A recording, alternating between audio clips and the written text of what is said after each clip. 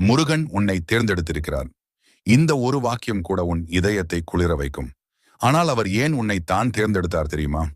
இதற்கு பின்னால் மிகப்பெரிய காரணம் இருக்கிறது. முருகன் எப்போதும் மனம் சுத்தமானவர்களைத்தான் அணுகுகிறார். பாசம், அன்பு, கருணை நிறைந்த இதயம் கொண்டவர்களுக்குள் தான் அவர் அருள் தங்கும். நீ அந்த அருளுக்கான பாத்திரம் என்பதால் தான் அவர் உன்னை தேர்ந்தெடுத்தார். நீ துன்பத்தை தாங்கி வளர்ந்தவன். வாழ்க்கையில் நீ அனுபவித்த துன்பங்கள் உன்னை உடைக்கவில்லை, உறுதியானவராக மாற்றியது. முருகன் துன்பத்திலேயே பக்தர்களை வடிவமைக்கிறார். ஏனெனில் துன்பத்தால் தான் ஆன்மா ஒளிர்கிறது. அதனால்தான் அவர் உன்னை தேர்ந்தெடுத்தார். நீ பிறருக்கு சிறந்த உதவி செய்பவன். உன் குரல், உன் பாசம், உன் செயல் யாருக்கோ நம்பிக்கையை கொடுக்கிறது.